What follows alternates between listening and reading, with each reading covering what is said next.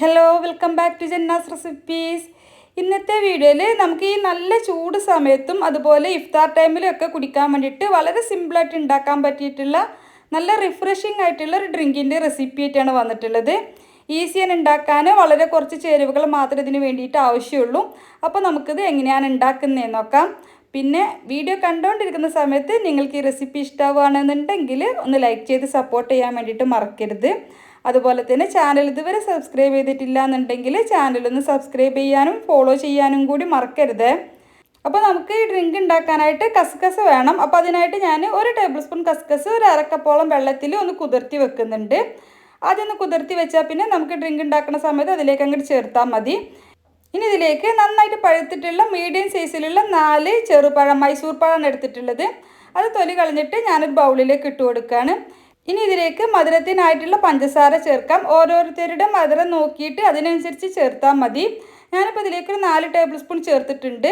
ഇനി പഴവും പഞ്ചസാരയും കൂടി നന്നായിട്ടൊന്ന് ഉടച്ചെടുക്കണം. പഴം ചെറിയ ചെറിയ പീസായിട്ട് ഇങ്ങനെ കെടുക്കണം, നമ്മൾ അവിൽ മിൽക്കിലേക്കൊക്കെ ചേർക്കുന്ന പോലെ തന്നെ. മിക്സിയിലിട്ടിട്ട് അടിച്ചെടുക്കരുത്. ഇതുപോലെ ഒരു ഫോർക്കോ സ്പൂണോ വെച്ചിട്ട് നന്നായിട്ടൊന്ന് ഉടച്ചെടുത്താൽ മതി. ഇനി ഇതിലേക്ക് ചേർക്കുന്നത് 1 ടീസ്പൂൺ ഇഞ്ചി നീരാണ്. അപ്പോൾ 1 ടീസ്പൂണാണ് ചേർത്തിട്ടുള്ളത്. കൂടുതൽ ആവശ്യമില്ല ഈ ഒരു അളവിൽ നമ്മൾ ഡ്രിങ്ക് ഉണ്ടാക്കുന്ന സമയത്ത്. അപ്പോൾ 1 ടീസ്പൂൺ ഇഞ്ചി നീര് കൂടി ചേർത്തിട്ട് എല്ലാം കൂടി നന്നായിട്ട് മിക്സാക്കി എടുത്തിട്ടുണ്ട്. ഇനി ഇതിലേക്ക് നന്നായിട്ട് തണുത്തിട്ടുള്ള വെള്ളമാണ് ചേർക്കുന്നത്. അപ്പോൾ നന്നായിട്ട് തണുപ്പിച്ചിട്ടുള്ള വെള്ളം ഒരു 3 കപ്പ് ചേർത്തിട്ടുണ്ട്. ഈ ഒരു അളവിൽ നമ്മൾ ഡ്രിങ്ക് ഉണ്ടാക്കുന്ന സമയത്ത് ഒരു 4 മീഡിയം ജ്യൂസ് ഗ്ലാസ്സിനുള്ള അളവാണ് ഉണ്ടാവുക. അപ്പോൾ തണുത്ത വെള്ളം തന്നെ ചേർത്തിട്ട് നന്നായിട്ട് ഇത് മിക്സാക്കി എടുക്കാം. പിന്നെ നമ്മൾ ആദ്യം കുതിർത്തി എടുത്തിട്ടുള്ള കസ്കസ് കൂടി ചേർത്തിട്ട് നന്നായിട്ട് വീണ്ടും ഒന്നുകൂടി ഒന്ന് മിക്സാക്കി എടുക്കാം.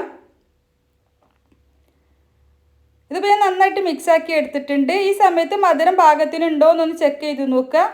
പാകത്തിനില്ല എന്നുണ്ടെങ്കിൽ നമുക്ക് ആവശ്യത്തിനുള്ള മധുരം കൂടി സമയത്ത് ചേർത്ത് കൊടുക്കാം. ഇപ്പം ഞാനൊരു നുള്ളു ഉപ്പ് കൂടി ചേർക്കുന്നുണ്ട്, മധുരമൊക്കെ ഒന്ന് ബാലൻസ് ആവാൻ വേണ്ടിയിട്ട്.